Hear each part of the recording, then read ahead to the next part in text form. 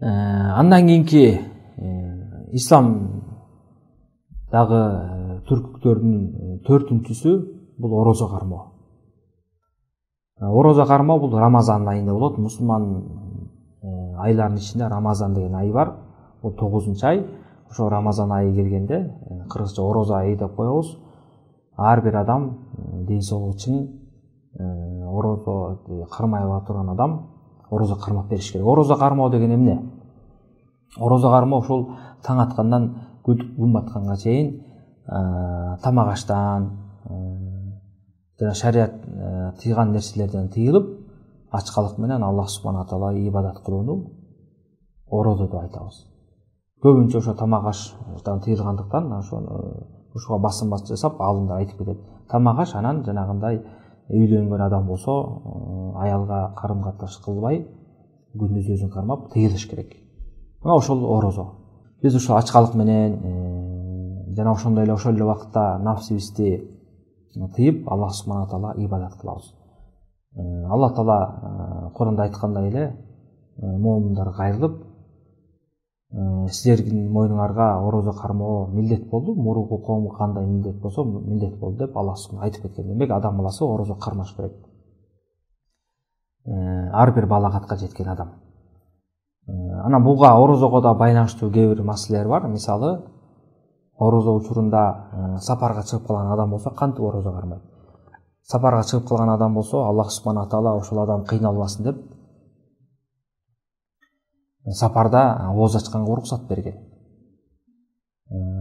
Анан бирок ошол эки сапарда ачылган орозо адам баласынын мойнуна жүктөлүп кала берет. Кийин сапардан кайтып келгенден кийинки Рамазанга чейин жеткирбей, кийинки орозого чейин жеткирбей, ошол канча күн кармалбай калган болсо, ошону кармап кутулуш керек.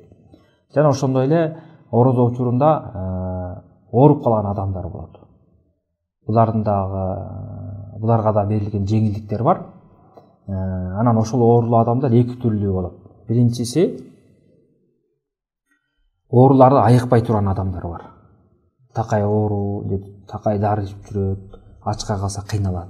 Оорусу айыкпаган адамдар орозо кармабастан ошо ар бир орозонун ордуна, ар бир күнүн ордуна бирден баягы жакыр болгон, мискин болгон адамдарга тамак берип кутулуш керек.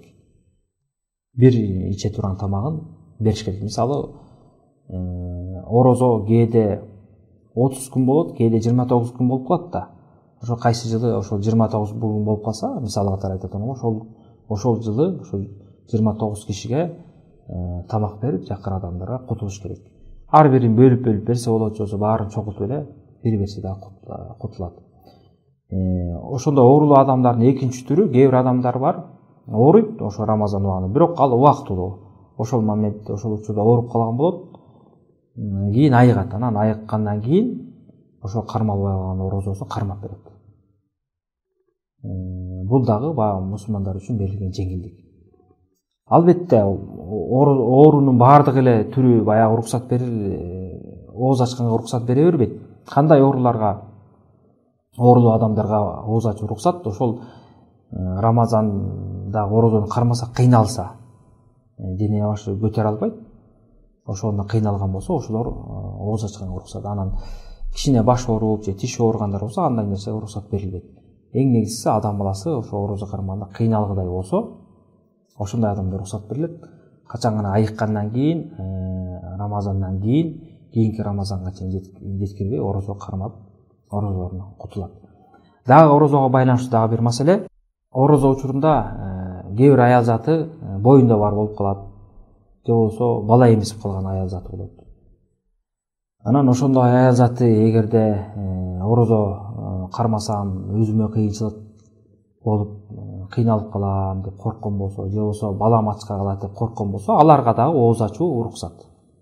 Эгер ошондой аларга коркуу пайда болгон болсо. Ал кишилер, андай аялдар кантип кылат орозодон? Эгерде кийин алар орозо бүтүп же балдар чоңоюп, же болбосо төрөгөндөн кийин кааласа орозону кармап берсе болот, кутулган болуп турат. Кааласа орозо кармабастан ошол ар бир күндүн ордуна жанагындай оорукчан адам сыяктуу тамак берип кутулса да болот. Бул жөнүндө ошо Абдуллах ибн Аббас, Абдуллах ибн Омар деген сахабалар фатва беришкен. Албетте бул маселеде алымдардын ар кандай пикирлери бар. Бирок сахабалардын айтуусу боюнча ушундай. Эгерде кайсы бир аял эмчек эмизүүнүн натыйжасында же болбосо боюна бүтүп калып ошонун натыйжасында кыйналып калам деп же балам ачка калып калат деп коркуп ороздон ачкан болсо, кийин кааласа кармап берип кутулса болот, кааласа ар бир күндүн ордуна муктаж адамдарга тамак берип тогузса орозолорунан кутулган болот.